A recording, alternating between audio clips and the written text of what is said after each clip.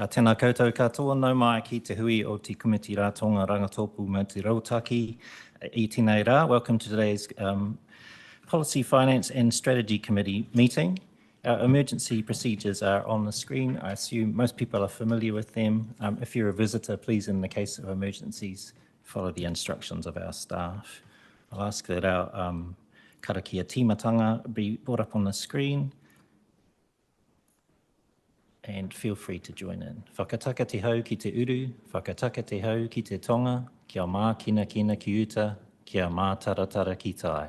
E hia ki ana te atakura, he tio, he huka, he hauhu, ti hei mauri ora. Thank you.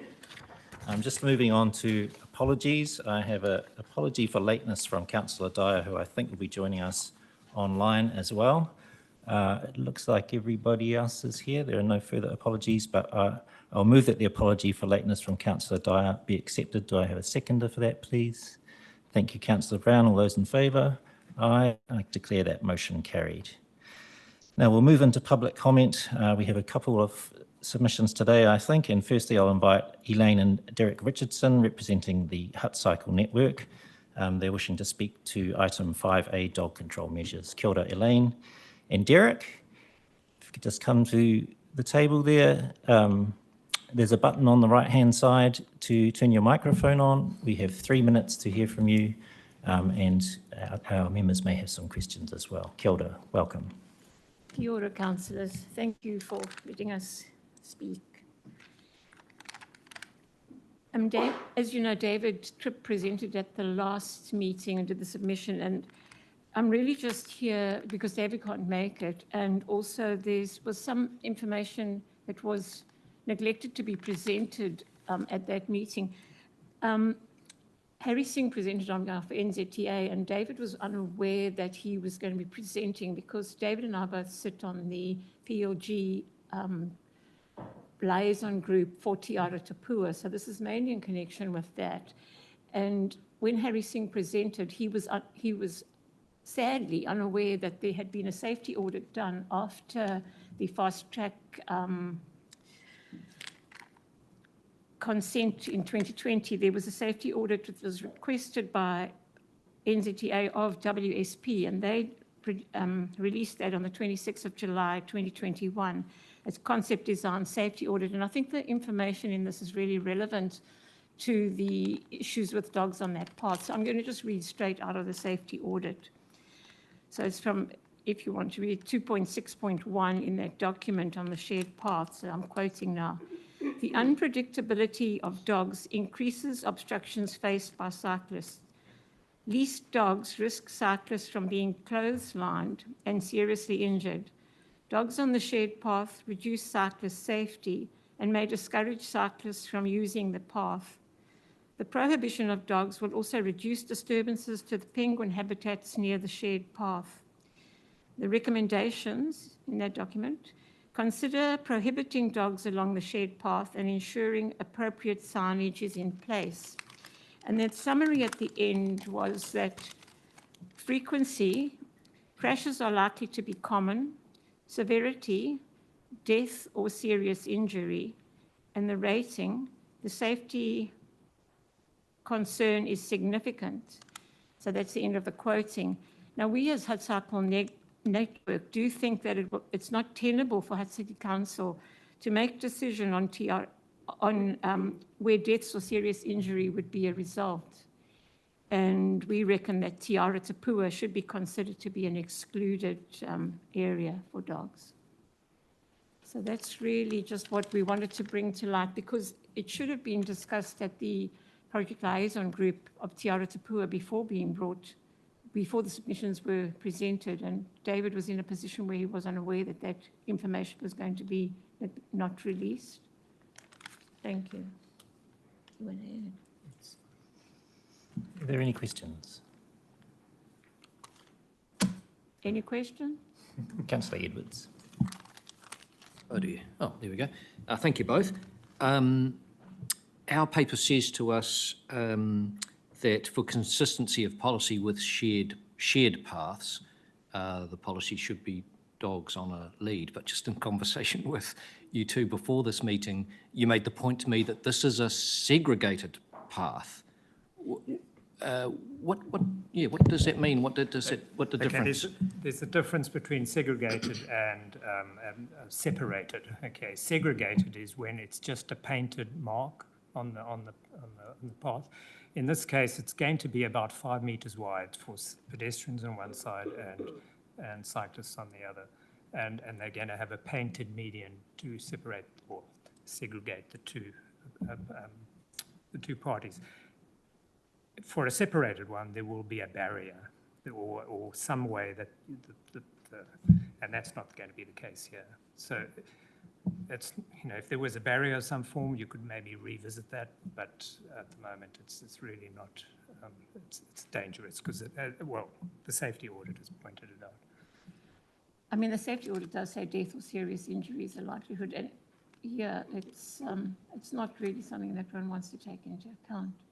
My fear as well is that it's been a very expensive path, and a lot of the reason for constructing the path was to get cyclists off State Highway 2.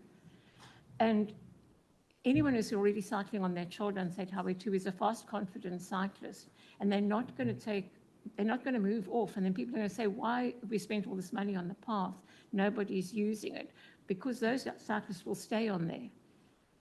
So that's one of the reasons. The other thing is unconfident cyclists are not necessarily going to be able to cope with avoiding dogs, whereas perhaps a more confident cyclist would actually be able to do it. So all in all, if you want to use it as a commuting path into Wellington, which with electric bikes and things, it's going to be very well used, dogs are going to be at risk as well, but you hit a dog, you do actually come off and hurt yourself quite badly.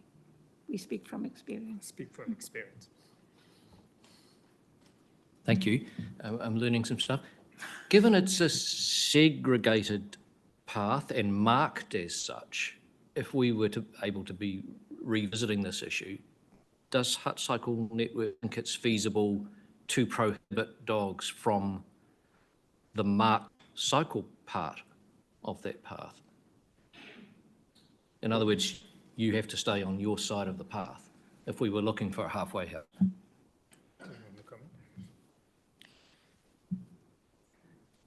Personally, I don't. I mean, that's the reason why we're presenting now, because we are concerned. Actually, the fact that the safety audit also saw it as a problem that you can't control. Dogs are not controllable in the sense of you've got to be sure that the owner is going to always ensure that he's within that segregated boundary. This is besides the fact, by the way, that the penguins are an issue. The boxes for the penguins are right on the path, and or right next to the path, I should say. And on the southern end, particularly, David actually had a photo of that, which if I'd been more organised, we could have actually shown. But I mean, so we didn't want to spend too much time. But I mean, the risk to penguins is obviously huge, and that it's not only if a dog's going to attack a penguin. The penguins are sensitive to dogs being there, and they will sort of avoid the area if they feel that their area has been violated. But some of the boxes on the southern end are actually right where the dog walkers will be going. So thank you. I think that's covered Councillor Edwards' question. We had another question on this, so from Councillor Parkin. Kia ora, thank you. And this actually goes a little bit wider, but the safety assessment that you've pointed out from NZTA, is it just relevant to Te Poro Haranuku, or is it all shared pathways, and therefore should Council actually be looking at all of our shared pathways? No, this was a specific to do with the construction of Te Ara Tapua. Yeah, and it's not a shared path, segregated. Thank you. If I could just ask one question before we wrap up, and I will be asking our officers the very same question, but I was just wondering if you're aware of what conditions, particularly our neighbouring council in Wellington, who actually have jurisdiction over the bulk of Te Ara Tupua, but other councils around the region as well in, big cycling centres, what conditions they have for cycleways and shared paths in terms of dogs. I know particularly with regard to Te Ara Tapua, because I attend the Wellington City Council Safe and Sustainable Transport Forum meeting, And Paul Barker, who is on the project liaison group as well for Te Aroha Tapua, was totally unaware of this. And David has spoken. I unfortunately missed the meeting last week of Te Aroha Tapua, but David spoke to Paul Barker there, and Paul Barker said they wouldn't be able to get any legislation or anything put in place in time for the opening. Well, they're talking about the opening being March next year. So they haven't made a decision on that. I'm not aware of their normal rules with regard to paths. Thank you. I'll assume Paul Barker's from Wellington City Council by the sound of things. He is. Yeah, okay. Yeah. All right, thank Is he a you. councillor? Thank you for coming in. Always a councillor. Yeah, thank you. We'll just leave it there, but thank you for coming in today. We do have another person for public comment, so thank you both. No, thank you for listening to us. Yeah, and I'll invite Margaret Miller, who also wants to speak to item 5A, dog control measures, I think particularly around the pathways in Avalon Park. Kia ora, Margaret. I'll just get you to turn that microphone on. It's the button on the right-hand side, and you've got 3 minutes to speak and maybe a question or two from our members. Welcome. Avalon Park is a family park, but during the week it's often empty until school's out, or the weekend, or a public holiday, and then it's very full on.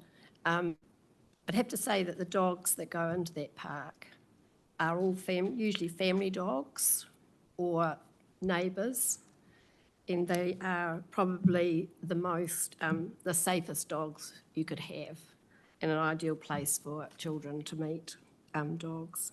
So I'd like to see the park being opened up a bit more than the original plan, which was just allocating the northern section of the park. And it looks like that might be happening, so that's great. And the other concern was just the path around the skate park. And firstly, congratulations on the skate park. It is amazing. I live 2 minutes away from it. So they've already, I see, have taken the dogs on leads of the section between the skate park and the pond. And that happened just after the day that we submitted before. So that's great, because that is the only place really, and it's more in danger for the dogs with the skates, because they take the skates up to the top of the little hill and then run down it, and if they start meeting dogs at the bottom, yeah. So, but you've already blacked that out, and that's happened in the last 3 or 4 weeks, so that's great. So I just want to say that this is everybody's park, and the dogs really, really enjoy it. Thank you. Thank you, Margaret. Any questions? Councillor Brown. Thank you for coming in again. I was in the hearing and you came in and submitted there too. We had many people come in and submit, so it was fantastic. Simple question, do you think that dogs are a big part of people's well-being, and that they get people, particularly who are more senior, out and about? It's Yes. a reason. Yeah, the park is empty all day until school's out or it's the weekend, and lots of people do take their dogs there, and it's the dogs feel safe, and the adults or whoever's taking them feels safe, and they're always on a lead, and there's very rarely any poo. Thank you. If there's no further questions, and I can't see any, thank you very much, Margaret, for coming in to speak to us today. It's the right-hand side, the far right. There we go. You can see the light's gone off. Thank you. Okay, before we move on, folks, item 4 is the conflict of interest declarations. I call on any member to declare any conflicts of interest they may have concerning the items on the agenda. Are there any conflicts to be declared? No. Okay, moving into our main papers then, and we are going to talk about dog control first. The first thing I've been asked to do is to adopt the minutes of the hearings subcommittee on the 19th of May 2025, excluding the recommendation. So this is on pages 11 to 16 of the agenda. Just to note, as chair, I appointed a subcommittee of councillors, and thank you to Councillor Brown and Councillor Stallinger for participating in that, to conduct a hearing on the draft dog bylaw and policy. The subcommittee undertook a thorough review of all written submissions, heard oral presentations, and there were quite a number, and carefully considered the evidence presented during its meeting held on 19th of May 2025. Following this process, the subcommittee has developed a set of recommendations which are now presented to the Policy, Finance and Strategy Committee for consideration. So our first order of business is to adopt the minutes. I was at the meeting. I'm happy to move that those minutes be adopted as a correct record of that meeting, and I have a seconder from Councillor Stallinger. So I doubt there are any questions on the minutes, but if there are, does anyone have any questions of the minutes themselves? No? In that case, I will put the motion which has been moved and seconded. All those in favour, please say aye. Aye. Any opposed, say no. I declare that motion carried. And now I'm going to invite Sam White, Policy Advisor, to speak to item 5A, I think it is, proposed change to dog control measures on pathways in Avalon Park. This is something that came out of the sub-hearing, a bit of extra work that's been done. So welcome, Sam. Kia ora, thank you, Chair. Just to provide a bit of additional context for the members not involved in the subcommittee hearing. So we undertook early engagement on this starting in October 2024, and then tracked changes into the bylaw and policy based on that external as well as internal feedback. And then we went out for consultation formally in March and April this year. And during consultation, we put up signage in heavily used areas. We contacted registered dog owners on two occasions to inform them of the consultation. And we received 1,317 submissions with a lot of good feedback about the proposed changes, including on shared paths and Avalon Park, of course. Generally, the respondents were supportive of proposed changes, where there were any, exceptions to that being places like Avalon Park.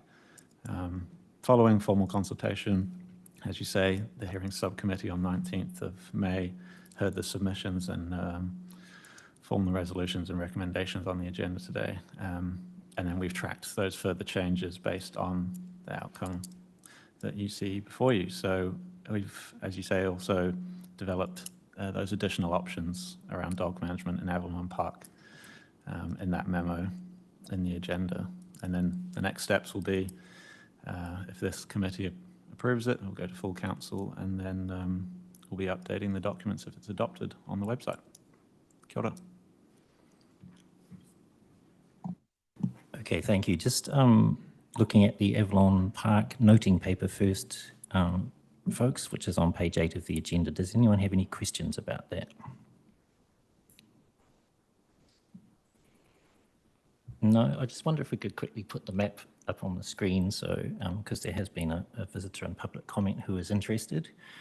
Councillor Parkin, I'll just quickly speak to what you can see in the map there. So the current proposal is to allow dogs on lead on the red paths. There is an area of potential conflict which was raised in the hearing and spoken to today as well, which is around the new skate park and basketball court that have been developed in the last 12 months or so. So up on the screen here is a suggestion that yellow paths there, the two yellow paths are existing paths which have had dog access before, but the proposal is to remove the dog access from those paths. It does cut off access from that south part of the park, so the proposal there to basically construct a new link, the blue part there, which keeps dogs away from the dogs and their owners away from the basketball court and skate park, but allows access further into the park. So there will be a recommendation to that effect when we come to the recommendations. But Councillor Parkin, did you have a question? Kia ora, thank you, Chair. So just in terms of the blue line that we're putting in there and, as a new pathway, couple of questions. One, is that just indicative in terms of placement? So is it actually going to potentially follow the contour of the environs and try and avoid trees, or is that the actual placement? And the other one is, what are we thinking about in terms of construction material. I know that we've got crushed gravel or that type of material around the lake itself, which would be cheaper, but at the same time, the other areas are currently paved. And yeah, just wondering if officers have thoughts on that. Through you, Chair. Thank you. Yes, as you say, it's an indicative. We spoke to the asset manager for the park yesterday, in fact, and it can be made in that sort of area, but obviously not a straight line through the trees, and there's a slight gradient as well, as I'm sure you're aware. The estimation of cost that they gave was for paths that are similarly formed with concrete, I think, but I think that it will be, what happens will be based off their sort of what they usually do, I would assume. So I can't comment specifically on whether they'll go with gravel or concrete. Okay, if we've got that part out of the way, we will look at the remainder of the recommendations to do with the dog policy and bylaw themselves. And I'll ask if anybody has any questions regarding those and the submissions we've heard today in public comment. Any questions? Councillor Edwards? Any questions about the dog hearing? So I see some advice from officers to us via email is that it's not feasible to try and stipulate that you don't use retractable leads on paths where they could be a bit of a hazard to other users. Is it feasible though to have, even if it's just kind of please, like kind of request signs, keep dogs on short leads, which everyone understands. I mean, I take part in a park run every Saturday morning. It's made very clear dogs have to be on a short lead. Everyone obeys, understands the reason why, because otherwise a trip hazard. Is it, even we might be able to enforce it legally, just reminders to dog owners, short leads useful? Is that something we could do? Through you, Chair. Thanks for the question. Yeah, yeah, absolutely. That's what Wellington City Council have decided to go with. I guess that sort of comes up with the public comment question as well. We spoke significantly with Wellington City Council and NZTA while this was being developed, and what they went with when they reviewed their bylaw and policy in 2024 was to say dogs on lead, because that's what is consistent across the rest of the city, but to put up signs to say, hey, use a short lead. The provisions existing in the bylaw already and they already say that dogs must be on lead and under control. The reason why we chose not to specify is because it makes it very hard for Duncan's team here to enforce it if they have to walk around with a tape measure, but the signs it's a good point.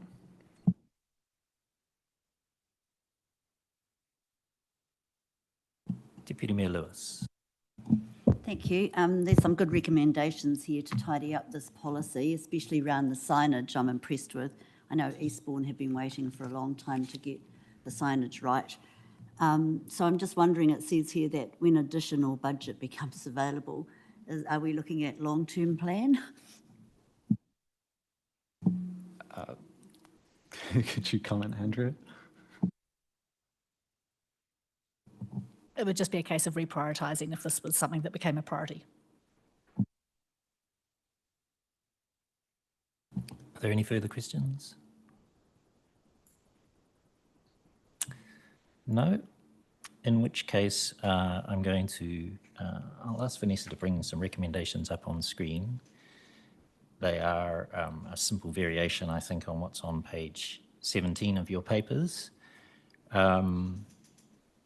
Just noting the bit in red there in item 1, as well as edits made at the meeting. There haven't been any edits made or suggested edits made here, so I think we could just remove that red text there. An additional recommendation, as I mentioned, is to, and it's there in number 3, direct officers to implement the new paved pathway indicated in blue on page 10 of the agenda, and then revoke dog access to the paths marked in yellow, although it sounds like that may already have happened from what we heard, but certainly that's the intention. The rest of the recommendations there I will take as read. They're basically to adopt the dog control policy and bylaw attached to the minutes, which have been marked up with changes since the hearing, and to ask officers to create messaging and signage to support the implementation of the bylaw, emphasising key dog control provisions on shared paths and near marked sports fields, and adopting that to take effect from the 31st of July 2025, and asking our officers to go ahead and notify those policies. So could I have a seconder for those recommendations, please? Thank you, Councillor Stallinger. Is there any debate? Councillor Edwards. I think you've, firstly, congratulations to the hearings panel. I can imagine there were some quite divergent views that you listened to. People get very passionate about their dogs, quite rightly. And I think you've come up with a good set of recommendations, particularly in Avalon Park. Essentially that skate park and basketball court is a playing surface, sports playing surface. So of course you don't want dogs on there, and that blue path will maintain access for people with dogs on leads. So good solution. I do worry about Te Ara Tupua. I can see what the Richardsons are saying. I don't want to see, I want to see cyclists using that path rather than sticking to the highway, because they feel that they are having to dodge sightseers and fisher people and people walking dogs and so on. But I think it is a fact of life. This is an asset for all people, and I think with a bit of courtesy and so on, we'll be able to share that path. I'm hoping the signs, if we have signs advising short leads, most people will see the sense of that. You know, if they care for their dog, they don't want it mown over by a fast-moving cyclist. So I think we'll get there with a bit of courtesy with all concerned. I don't think it's feasible to prohibit dog walkers from that path when taxpayers and ratepayers have all invested in that facility. Councillor Brown. Thank you, and I think this is a really good policy that is getting supported today. Councillor Edwards said similar to what I was going to say, is that getting people outdoors and exercising and fresh air, whatever the motivation is, the shared paths are there to encourage that, whatever your mode to get you out. And often for many elderly, that's their dog, keeps them going out, even for all families. So I'm very supportive of making it safe, but also making us further a dog enabling community, because they're important members of people's families, but they're also a critical piece to well-being, mental health well-being. So congratulations. Any further comment? Councillor Stallinger. Yes, really just to say I agree with the comments made by the councillors to my left and right. Avalon Park was an interesting discussion, and I think a good compromise is reached with the proposal, and particularly now we have that alternative blue path, which avoids probably the key risk as it stands. And also as a regular biker between Hutt and Wellington City, I think they were good points brought up during public comment. But like Councillor Edwards, I think the best way forward is as it stands, and I can't see banning dogs from the area as the way to go at the moment, but I guess time will tell. Do cyclists use it? And they will use it if they feel safe, and I think they probably will. We could always make a change years down the track if we see, everyone's still on the highway. As I say, I don't think that will be the outcome, but we can address it if that situation arises. Councillor Brown, reprise. I actually had two parts of what I was thinking as we had this. The second part is I want to acknowledge the officers, and particularly the animal services. We all go under attack at times, but it's nothing compared to what animal services often have to put up with when all they're doing is trying to make our important members safe, and they go into some really dangerous situations. So I hope this will support animal services, and I hope you pass on our thanks. Deputy Mayor Lewis. Thank you. Yeah, I support everything that the councillors have said about this policy, and the officers work with everybody involved to get this over the line. I'd just like to also bouquet to the Hutt Cycle Network for, you know, they come all the time and highlight the issues that our council faces and the residents face. And so we are aware of it, but this policy is the step in the right direction for everybody.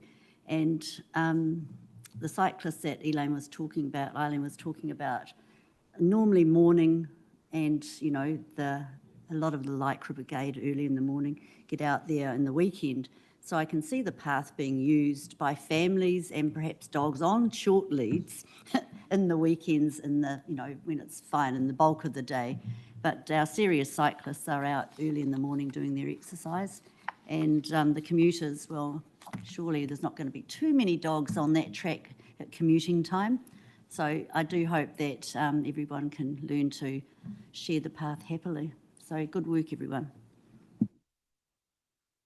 Thank you. I'd just like to welcome Councillor Dyer to the meeting. Councillor Dyer, we're just in debate currently on the dog policy and bylaw.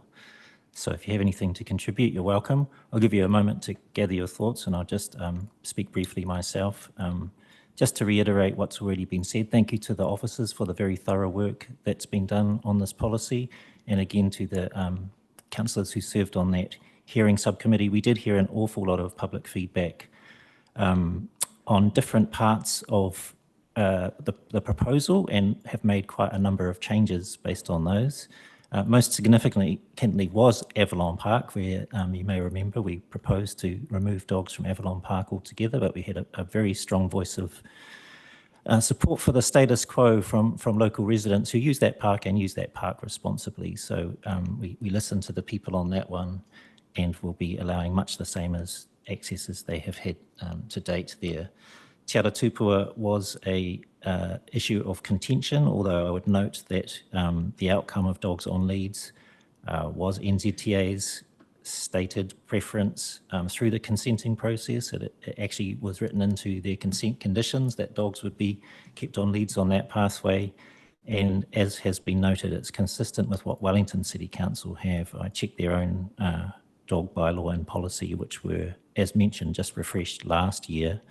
And their rules about dogs on shared paths and cycleways are the same as what ours are. And that was actually a big theme that came up through that discussion, was the need for consistency in our region, because when we talk about Te Ara Tupua and our shared paths, they are tourist attractions, and we expect people to come and visit us from Wellington, from Porirua, Upper Hutt, using those facilities, and maybe from outside the country as well. And as far as I can tell, even cities which are well ahead of us in terms of cycling infrastructure provision and uptake, including Wellington and Christchurch and Auckland, all have the same policies as far as I can see from what we're adopting today. Interestingly, when NZTA came in and I asked them specifically what their policy was, they don't seem to have one, not that I could find on their website, and the person who submitted said he'd go away and see what he could send to us, and haven't seen anything come through there. So I do feel that there's an issue here, and if there's an issue here, it is a bigger issue than what's in front of us today. It's actually a nationwide issue that needs to be addressed, probably by NZTA and cyclists around the country. So I think that's probably all I wanted to mention today. And Councillor Dyer, kia ora, haven't seen your hand go up, so we have a motion that has been moved and seconded. I will now put the motion. All those in favour, please say aye. Aye. Any opposed, say no. I declare that motion carried. Okay, moving to our next paper, which is another bylaw review, the Appearance Industries bylaw review, on page 76 of the agenda, and I'll invite Olivia Miller, Policy Advisor, to speak to the report. Kia ora, Olivia. Kia ora. So we are in the final stages of reviewing the Appearance Industries Bylaw, and we're seeking approval to Council for our proposed changes following public consultation. So as you'll remember, in January 25, we undertook early targeted engagement with all businesses registered under the bylaw, as well as with relevant industry groups. Insights from this engagement, along with input from our environmental health team, directly informed the draft proposed changes to the bylaw and code that went out for formal consultation. We then ran formal consultation from 26th of March through to 26th of April. So it was promoted again to the same registered businesses, the industry groups and general public via social media. We received 7 submissions. No one wished to speak to their submission, so there was no need for hearings. So what we've done is we've, as officers, reviewed the feedback and we're recommending 3 further changes to be made in addition to the proposed changes that were agreed on the 25th of March.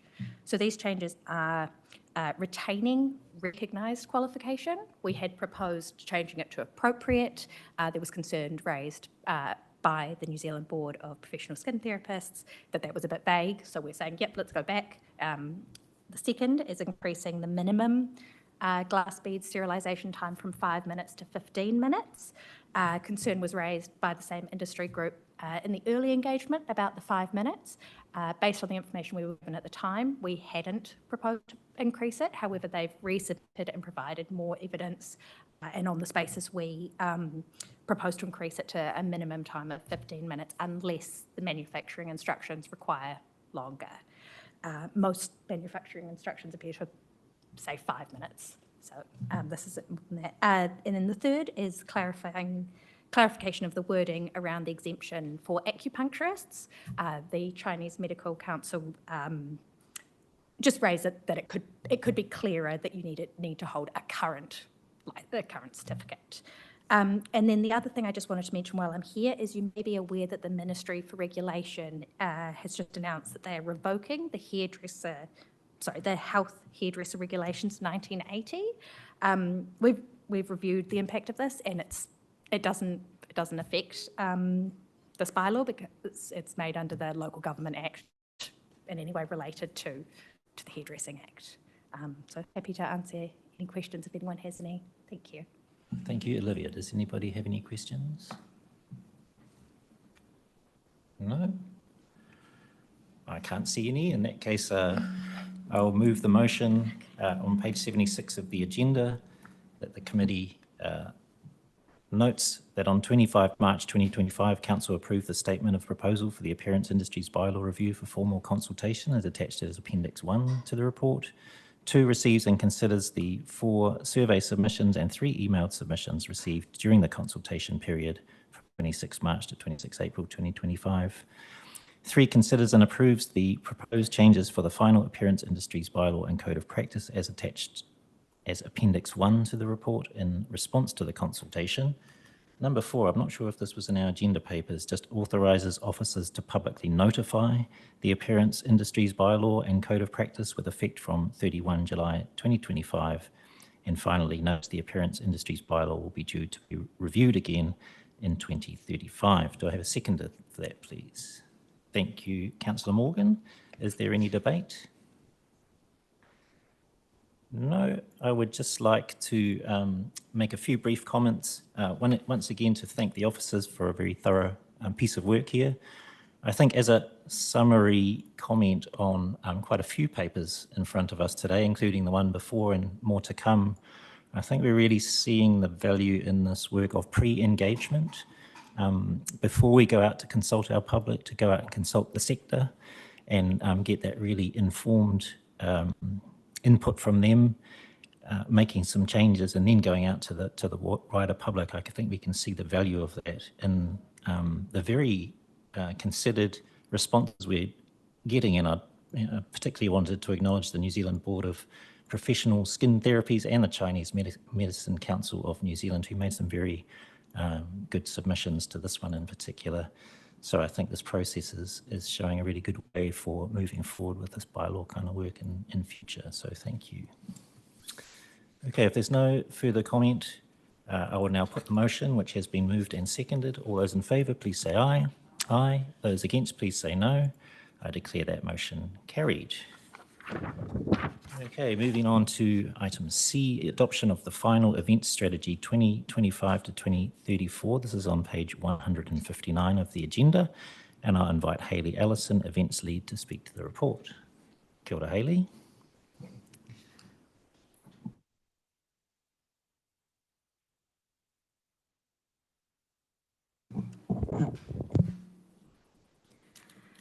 Tēnā koutou katoa. The purpose of the paper is to report the consultation feedback on the draft event strategy and to present the final strategy for this committee's consideration before adoption to a recommendation of adoption to council. Following PFS committee endorsement and council ratification, the draft strategy was made available for public consultation for a 2-week period. The strategy, supporting documents and a feedback survey were accessed via Council's Have Your Say page. As with our early engagement back in February, participation was encouraged through direct contact and social media. The paper outlines the consultation response, which was fairly limited, but largely positive. And so for those reasons, there aren't any changes. No changes have been made to the strategy from what was reported to this committee in May. Elected members raised queries at the meeting in May regarding measuring and monitoring success of the strategy. So along with finalising it, we have developed 4 KPIs setting initial targets, and these are included in Appendix 3 for your information. So in summary, we've received limited but generally positive responses to the draft strategy, and the team are gearing up to implement the action plans. The paper recommends that this committee endorse the strategy for adoption by council at the meeting on the 31st of July. Ora. Thank you, Hayley. Any questions on this one? No, speaks for itself, Hayley. Well done. In that case, I will move the recommendations on page 159 as they are written. Could I have a seconder, please? Councillor Morgan, thank you. Is there any debate? Mayor Barry.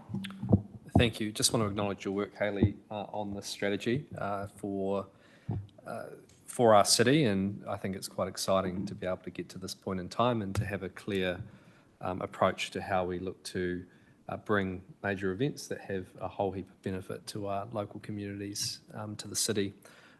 I would say, I just want to, as a reminder, and I know Hayley would not be surprised for me in saying this, I think the key part of this is how we can partner and enable. Council previously, I think, with the best of intentions, has been caught in a situation of wanting to put on events or do everything for others. And while that has served a purpose and had some success, it isn't always necessarily sustainable. So I think if we're partnering with the right people out there, and we know there are some great organisations in the region and nationally who can deliver good events and drive some economic activity, that can bring a lot. So I think that this particular approach is a really positive one, and looking forward to seeing obviously some tangible results from it. Thank you, Mayor Barry. Any further comments? I was going to comment, but I feel I no longer need to. You covered off just what I was wanting to say there, but yeah, really good to see in the strategy, I think, the ways that council has identified that it can support others to bring events, including our local community, to bring events to our city. So thank you very much. Okay, if there's no further comment, I will put the motion which has been moved and seconded. All those in favour, please say aye. Aye. Those against, please say no. I declare that motion carried.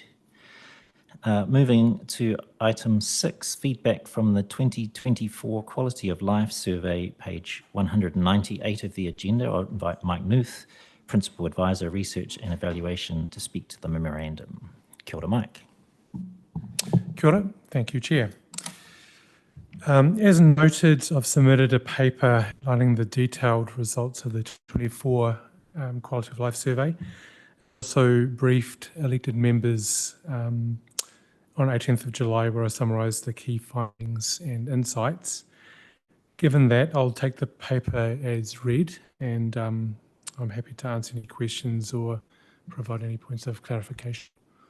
Thank you, Mike, and Just to note, we did have a very thorough briefing on this the other day, and there's a lot in there, but I'll see if there's any questions remaining after that briefing the other day. Anyone have any questions? No? Okay, in that case, I will move the motion that the committee notes the findings of the 2024 Quality of Life Survey as outlined in the 8 City Top Line Report, Quality of Life Survey 2024, and 2 notes that the Quality of Life Survey provides a helpful baseline for monitoring progress against priority 2 of the long-term plan, enabling a livable city and vibrant neighbourhoods. Could I have a seconder, please? Thank you, Deputy Mayor Lewis. Is there any debate? No. Oh, sorry, Deputy Mayor Lewis. Thank you. No, I just want to thank the officers for doing this survey, and the information's fantastic that's in here, and it's a really good marker to see how a city as a whole, well, how we can raise the bar, and especially to help in the areas that were highlighted in this report, and what the council can do to, step things up and, get a better quality life to assist with people. So thank you for the work, officers. Thank you, Deputy Mayor Lewis. Any further comment? No, other than from me to commend to councillors and anyone else who's listening. The full report, the Quality of Life Survey 2024, you can find it. There's links in our agenda, or easy to find if you Google as well. It is quite a fascinating insight into our city and others around the country. So I will now put the motion which has been moved and seconded. All those in favour, please say aye. Aye. Those opposed, say no. I declare that motion carried. Okay, item 7 is the draft engagement framework and action plan on page 209 of the agenda. I'll invite Rochelle Carrig, engagement lead, to speak to the report. Kia ora, Rochelle. Kia ora koutou. I'm pleased to present the draft of Te Wherenga, our engagement framework and action plan. It builds on the engagement principles that were endorsed by this committee in May and is grounded in Te Ao Māori and shaped by best practice and research. This marks a strategic step in lifting the quality, consistency and impact of our engagement to build trust, enable greater participation and embed inclusive, transparent practices across council. It reflects what we've heard from mana whenua, the wider community, our community reference group, residents associations, community boards and our elected members. The framework is structured around 3 parts: engagement principles, what our commitments are to the community, engagement practices, which are how we embed those principles, and 6 action plan focus areas, which is where we prioritise effort and change. The action plan on pages 14 and 15 makes it real through initiatives like trialling participatory methods, launching tools that show how feedback shapes decisions, and improving council-wide planning so we allow for pre-engagement, go out early and don't overload the community with multiple engagements at once. We're also investing in staff capability, training and tools to embed consistent, inclusive engagement into BAU. In terms of next steps, community engagement will run from next Monday, the 7th of July to the 3rd of August. A one-pager will support engagement efforts to help the communities understand the framework at a glance if they don't want to read the whole document. And a briefing will go out to all elected members later this week. A robust monitoring and evaluation framework has been developed with a Harvard intern, and that will be integrated into the final version. There will be small refinements to wording prior to public release, just to specifically to the action plan, just to make it really clear and plainer language. And just to note, this is a noting report today reflecting that the principles have been approved and will return following consultation to you. And happy to take any comments or questions. Thank you. Yeah, thank you, Rochelle. Anyone have any comments or questions on this one? Noting that it's going to be going out to consultation. No, can't see any. Thank you, Rochelle. Yeah, in that case, I will move the recommendations on page 209, which I won't read them all out, but significantly is for this framework and plan to go out for public engagement from 7th of July to the 3rd of August. It will come back to this committee in September. So could I have a seconder for those recommendations, please? Thank you, Councillor Parkin. Is there any debate? Councillor Morgan. I'll just make a comment. I think once again, as already stated through all the papers today, some absolutely fantastic work going on here. It's really comprehensive and really going to be very engaging. So I just want to say thank you to the outstanding work that's gone on behind the scenes to get this to this point. Thank you. Yes, I agree. And just to add, I think that all of us as elected members and our community as well definitely keen to see progress in this area. We're already seeing it, I feel, but plenty more to come. So I look forward to seeing what the public make of this framework and the principles and things embedded in it, and we will find out in September. So I will now put the motion that has been moved and seconded. All those in favour, please say aye. Aye. Any opposed, say no. I declare the motion carried. Item number 8 is an information item. It's the Policy, Finance and Strategy Committee Forward Programme. It's on page 229 of the agenda. Does any member have a question around that Forward Programme?